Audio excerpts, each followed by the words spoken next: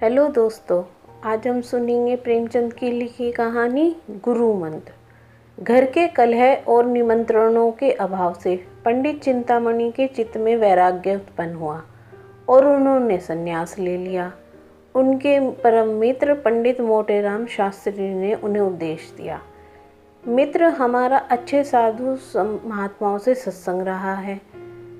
यह जब किसी भले मानस के द्वार पर जाते हैं तो गिड़गिड़ा कर हाथ नहीं फैलाते और झूठ मूठ आशीर्वाद नहीं देने लगते कि नारायण तुम्हारा चोला मस्त रखे, तुम सुखी रहो। यह तो भिखारियों का दस्तूर है। संत लोग द्वार पर जाते ही कड़क कर हाँक लगाते हैं, जिससे घर के लोग चौंक पड़े और उत्सुक होकर द्वार की ओर दौड़े। मुझे 2-4 वाणियाँ मालूम हैं, चाहे तो ग्रहण कर लो। गुरड़ी बाबा कहा करते थे, मरे तो पांचों मरे। यह ललकार सुनते ही लोग उनके पैरों पर गिर पड़ते थे। सिद्ध बाबा की हाँक बहुत उत्तम थी। खाओ पियो चैन करो, पहनो गहना, पर बाबा जी के सोटे से डरते रहना। नंगे बाबा कहा करते थे, दे तो दे, नहीं दिला दे, खिला दे, पिला दे, सुला दे। यह समझ लो कि तुम्हारा आदर सत्कार बहुत कुछ तुम्हारी हाँक के ऊपर है। और क्या कहूँ, भूलना मत, हम और तुम बहुत दिनों तक साथ रहे, सैकड़ों भोजन साथ खाए। जिस नेवते में हम और तुम पहुँचते थे तो लाग डांट से 1-2 पत्तल और उड़ा लाते थे। अब तुम्हारे बिना मेरा रंग ना जमेगा। ईश्वर सदा तुम्हें सुगंधित वस्तु दिखाए। चिंतामणि को इन वाणियों में से एक भी पसंद न आई। बोले, मेरे लिए कोई वाणी सोचो।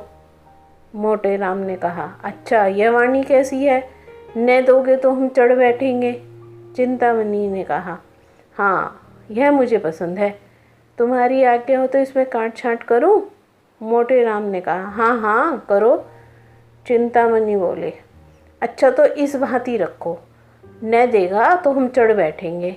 मोटेराम उछल कर बोले, नारायण जानता है यह वाणी अपने आप में रंग निराली है। भक्ति ने तुम्हारी बुद्धि को चमका दिया। भला एक बार ललकार कर कहो, देखें तो कैसे कहते हो। चिंतामणि ने दोनों कान उंगलियों से बंद कर लिए और अपनी पूरी शक्ति से चिल्लाकर बोले, न देगा तो चढ़ बैठूंगा। यह नाद ऐसा आकाशभेदी था कि मोटेराम भी सहसा चौंक पड़े। चमगादड़ घबराकर वृक्षों से उड़ गए, कुत्ते भौंकने लगे।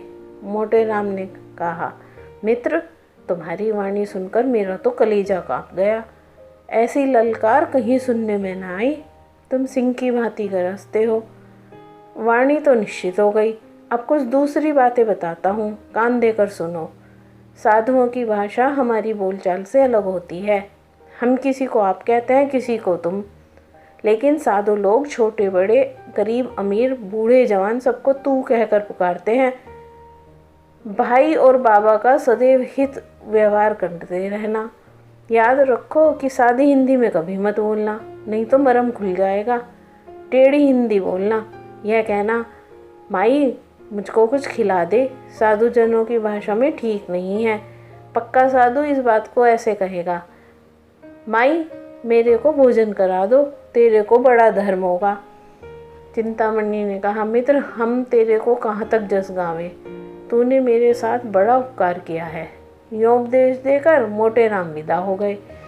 चिंतामणि आगे बढ़े तो क्या देखते हैं कि एक गांजे वांजे की दुकान पर कई जटाधारी महात्मा बैठे हुए गांजे के दम लगा रहे हैं। चिंतामणि को देखकर एक महात्मा ने अपनी जयकार सुनाई, चल चल जल्दी लेके चल, नहीं तो करता हूँ अभी बेकल। दूसरे साधु ने कड़क कर कहा, अराधम आए पहुँचे हम, अब क्या है गम। अभी यह कड़ाका आकाश में गूंज ही रहा था कि तीसरे महात्मा ने गरज कर अपनी वाणी सुनाई, देश बांग्ला जिसको ना देखा भाला, चटपट भर दे प्याला। चिंतामणि सब रहा ना गया। उन्होंने भी कड़क कर कहा, न देगा तो चढ़ बैठूंगा। यह सुनते ही साधुजन ने चिंतामणि का सादर अभिवादन किया।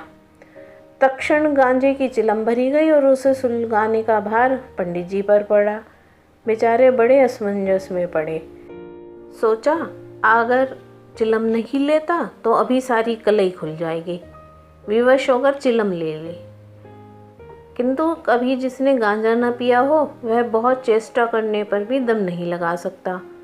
उन्होंने आंखें बंद करके अपनी समझ में तो बड़े जोर से दम लगाया। चिलम छूटकर गिर पड़ी, आंखें निकल आई, मुंह पिचक गया, मगर न तो मुंह से धुएं के बादल निकले न चिलम ही सुलगी। उनका यह कच्चापन उस साधु समाज से च्युत करने के लिए काफ़ी था।